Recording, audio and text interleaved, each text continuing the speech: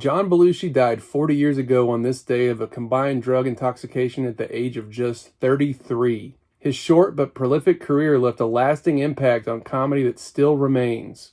From television, movies, directors, producers, to the careers of other comedy superstars, Belushi's influence was undeniable. But what if he hadn't been handed that fatal dose in March of 1982? What if he conquered whatever demons he struggled with and continued to influence the world he stormed through? What would his career have been like? What of the films that could have been? What would be different today?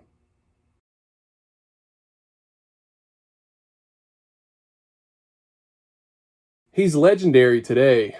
Among the likes of John Lennon, Jimi Hendrix, Marilyn Monroe, other influential figures who died tragically before they should have. But the time of John Belushi was not that long ago. He was born in 1949, just 1 year before Bill Murray. Like Murray, Belushi began to foray into roles askew of their popular personas. Before The Razor's Edge's failure disillusioned Murray in 1984, the same year Ghostbusters hit the world by storm, Belushi starred in the 1981 Lawrence Kasdan-penned film Continental Divide, which many have said is closest to how the superstar was in real life. Its failure was just a string of box office disappointments Belushi faced.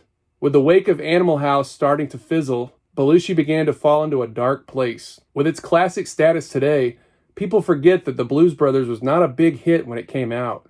Belushi had managed to clean up for a short period of time, and things were starting to seem hopeful. But by the time March 4th, 1982 came, it was all over.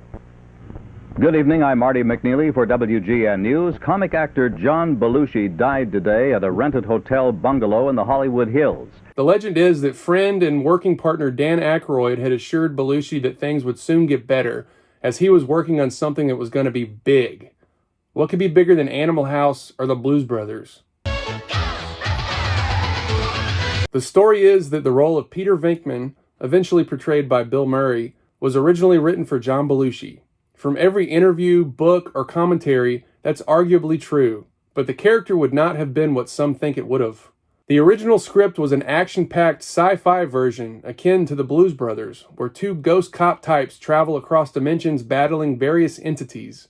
Character names and traits were not as they were in the eventual film. From Aykroyd's description over the years, it seems like it would have been more like the Blues Brothers versus Ghosts. Let's talk about what might or could have been. The late and legendary Ivan Reitman and Harold Ramis are both arguably as responsible for Ghostbusters being Ghostbusters as Aykroyd. Sure, Aykroyd came up with the concepts, devices, logo, etc., but Reitman was the one who suggested they change the setting to contemporary New York, as Aykroyd's script was unfilmable with the budget they had in mind. Reitman suggested bringing in Murray and Ramis. Reitman cast the film.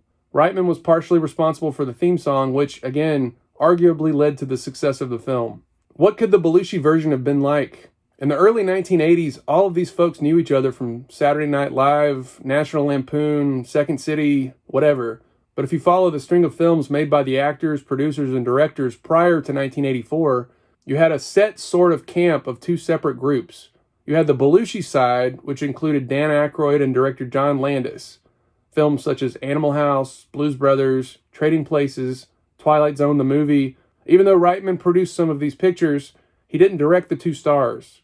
On the other side, you had the Reitman group, with Murray and Ramis, Meatballs, Stripes. It seems more likely that Aykroyd would have gone to John Landis with this concept instead of Ivan Reitman. So why pick Reitman? The helicopter crashed just before 2:30 in the Indian Dunes Park as a Warner Brothers crew was about to wrap up filming for a story in the new Twilight Zone movie. In July 1982, John Landis was involved in an on-set accident while making the Twilight Zone movie, which left 3 people dead, including 2 children. It was an incident that was highly publicized. True, he did make Trading Places with Aykroyd afterwards, but that wasn't a big-budget effects movie. It's possible the Twilight Zone film incident cost John Landis the Ghostbusters gig. Here's where we venture into what-ifs. If Aykroyd had finished his script, and if he was in a crunch to get his best friend out of a drug-filled depression, he may have been able to convince John Landis to direct the film. It could have rushed into production, and it could have caused Landis to miss out on the Twilight Zone, or at least push it back. That's a big if, but what if? That would have led to a Belushi-Aykroyd-Landis Ghostbusters that is highly plausible given their working history together. Would it have been as successful as the Reitman film? Would it have been another Blues Brothers, a film that took years to be called a classic? Would people even know the phrase, "Who you gonna call?" In the original Ghostbusters commentary, Harold Ramis said that he thought Landis played the villains up too much in Animal House. That really gives you something to think about. The careers of everyone involved in Ghostbusters skyrocketed after its surprising success. Reitman and Ramis went on to lengthy, successful careers. But Bill Murray could have been the one to benefit most. His wise guy act was already featured in Stripes, but the on-screen personality was cemented with a supernatural success story. The newfound superstardom was too much, and he moved to France and went years without appearing in another film, even though he was the most sought-after comedy star in the mid-'80s. What would Murray's career have been like if he'd never gotten the movie? Would he have continued the dramatic route? Would he have been a sitcom star? Who knows? It could drive you crazy to consider how many careers would have been affected if Belushi had not died. The amount of parts in films he could have played instead. Chevy Chase surely would have suffered. Belushi could have been Fletch. He could have been one of the three amigos. And he would have certainly been the other spy in Spies Like Us, which is another Landis Aykroyd venture. But most early SNL stars all sort of succumbed to the same fate. 2 or 3 big hits in the 1980s. In the early 1990s, a slight veer toward drama, but mostly a path into more mainstream, slightly family-friendly films that didn't fare well with either critics or the audience. Here there is a crossroads. Either the star comes back with a dramatic film that goes crazy on the festival circuit, or the star takes a hiatus, occasionally doing voice work.